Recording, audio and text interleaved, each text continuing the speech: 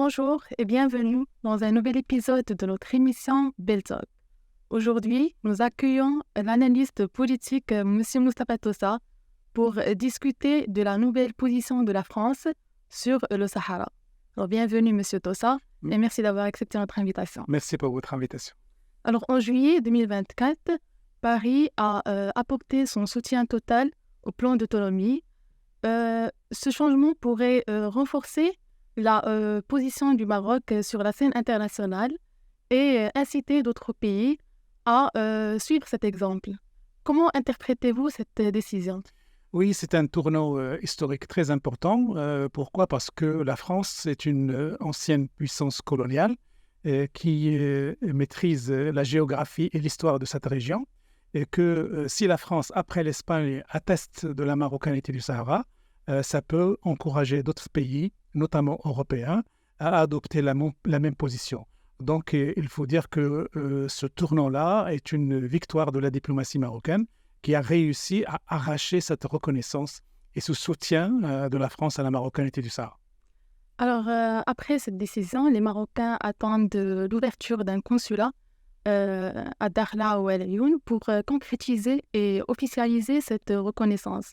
Que pensez-vous de cette éventualité ? Oui, c'est possible, mais ce n'est pas exactement indispensable dans le contexte actuel. Le plus important, c'est que la France puisse agir au sein du Conseil de sécurité, puisse agir sur le régime algérien, puisse agir en Afrique pour convaincre les derniers réticents qui s'opposent à la marocanité du Sahara, pour leur convaincre d'adopter leur position. Donc, ce qu'il faut surveiller, c'est beaucoup plus le positionnement français dans certains forums internationaux qu'une démarche symbolique qui peut venir à n'importe quel moment.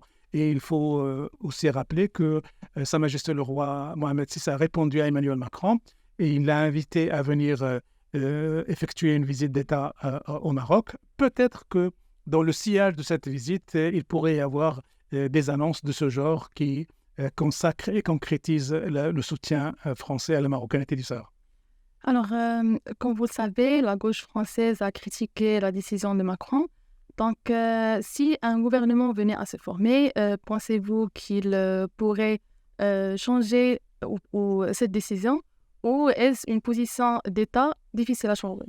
Non, alors la gauche française a critiqué la position de Macron pour la simple raison que la France en ce moment est en train de vivre une forme d'instabilité politique après la dissolution de l'Assemblée, après les élections législatives.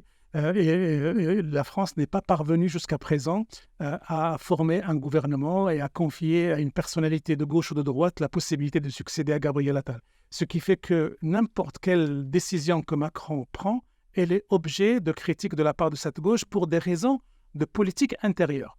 Je rajoute à ça que la propagande algérienne, le régime algérien, dispose au sein de cette gauche d'un certain nombre de relais qui vont rendre encore plus vocable ce genre de critiques. Donc c'est tout à fait normal, c'est tout à fait dans la logique des choses qu'on entende des personnalités de gauche qui critiquent Emmanuel Macron.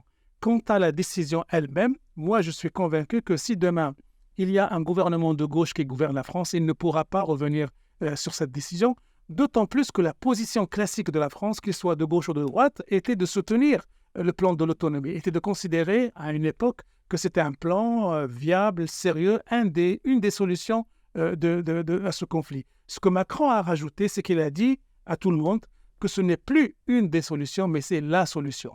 Et ce qui veut dire que il reconnaît la souveraineté du Maroc. Moi, personnellement, je suis convaincu, connaissant un petit peu la scène politique française, que même si demain, nous avons un gouvernement de gauche, il ne pourra pas revenir sur cette décision parce que c'est une décision d'État qui a été prise, mûrement réfléchie, et après une grande réflexion, après une grande analyse des intérêts de la France dans cette région.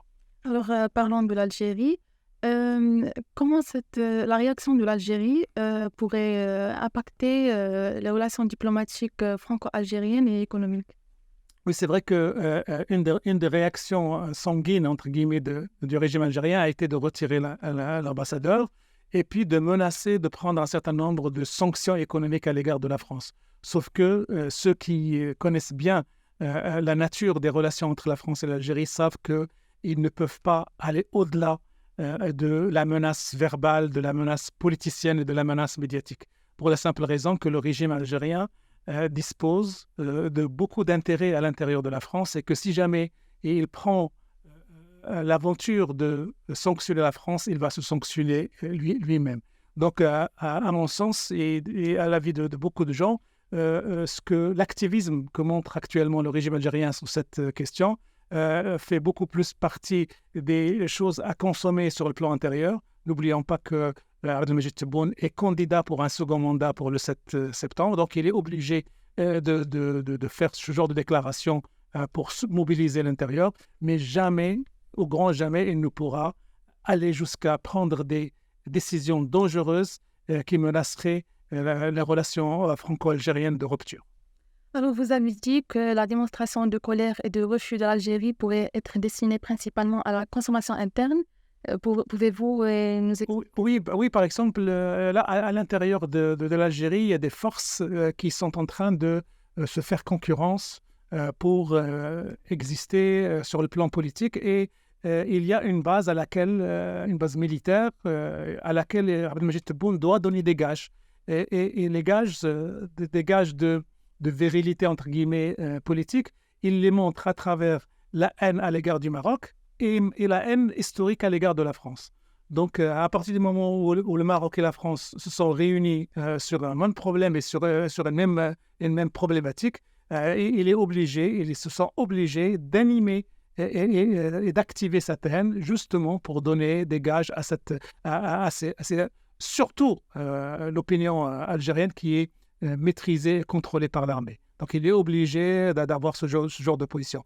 Mais je répète encore une fois, il ne pourra jamais aller jusqu'à la rupture avec la France parce que les enjeux et les intérêts sont tels qu'il irait même de la survie de ce régime si jamais il entre en collusion directe avec la France. Alors, juste pour finir, comment voyez-vous l'évolution des relations franco-marocaines après ce soutien au plan d'autonomie vu Sahara? Oui, alors Sa Majesté le Roi avait adressé des messages aux amis et aux alliés européens du Maroc en disant que s'ils ne sortent pas de la confusion de leur position et le dialogue politique et économique serait impacté. Maintenant que la France a montré cette clarification, et il faut imaginer que on va redonner un tonus à la relation exceptionnelle qu'il y a déjà, au partenariat d'exception qu'il y a déjà entre le Maroc et la France.